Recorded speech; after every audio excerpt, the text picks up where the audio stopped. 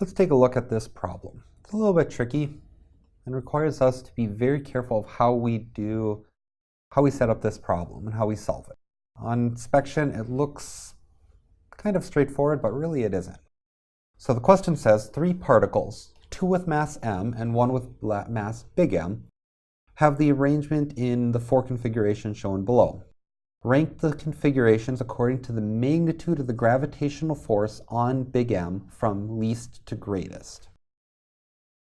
So if we're going to be doing the gravitational force of gravity, if we use the universal gravity, is going to have a magnitude of big G, big M, little m, that's m1 and m2, and the radius between the two squared. I subscripted it just to remind me that I have 2 different masses and it's the distance between those masses. So if I start looking at the pictures, I look at case 1. Case 1 has 2 forces on it. It has a force due to mass 1 and a force due to mass 2. And mass 2 is further away, so it's going to have a larger radius. So we have to include both forces.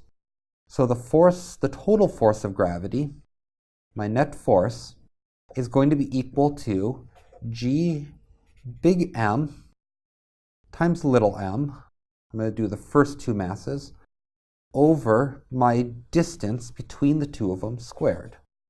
D squared. Since the distance is d from here to here, it's d squared. And to that, I'm going to add in, I know both of them are pulling exactly in the same direction, probably set up a coordinate system. So this is in the x direction. My second force is again G big M, little m, big M and little m again, over, and this time I'm at a distance of 2d away.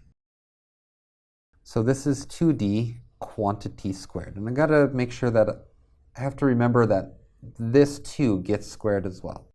So when I get to the end, I have gmm over d squared times the quantity 1 plus 1/4.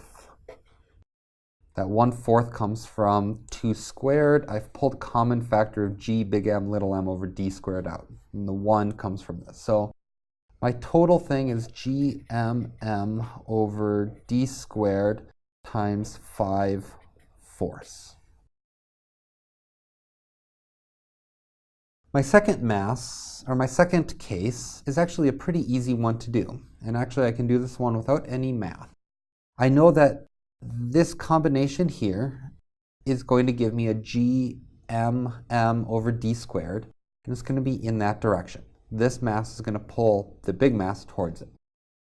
The other one has the same value, big M, little m, a big G, and d squared, and it pulls in the exact opposite direction.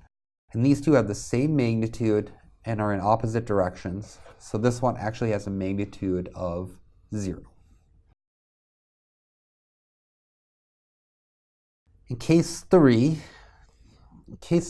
is actually an interesting one as well. They're at right angles to each other. So I know I'm going to have a force up and a force over. So that means I get both an x and a y direction for these. In the x direction, it's g big M little m over d squared. And in the y direction, it's gmm over d squared as well. But since they point one in the x direction and one in the y direction, I really want the hypotenuse. And this is a 1 square root of 2 triangle, or this is a 45-degree triangle because of the even sides.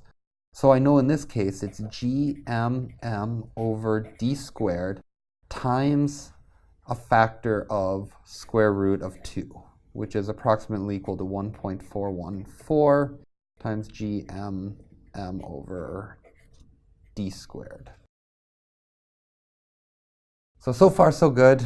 We've got 3 of them. I know that this is 1.25. This is 1.414, so I already know that 3 is bigger than 1, and that's bigger than 2.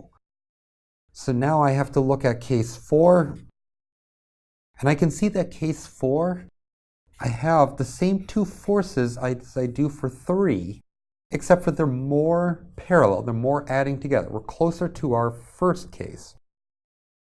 But we have two large values for this. So case 4 is actually my largest. And I'm basing that based off of 3 and how the vectors will add. I have two vectors. These two vectors and these two vectors have the same magnitude. This one's perpendicular to each other. This one's more parallel. So this net force is going to be larger than that net force. So when I get to the end, I know that 4 is my largest. I know my smallest is 2. And I know that 1 is the next, 3 is the third. So I'm looking for 2, 1, 3, 4. And in my case, that was choice B. I didn't realize, but on these things, well, this one's not a good choice because it doesn't have choice 1 in it. So those two were bad choices to begin with, but that's just on my page. So again, 4 was the largest because of the more parallel, but with all the same forces. So this is the only one that actually has two different forces. This second case, third case, and fourth case all have two forces of equal magnitude, just in different adding directions.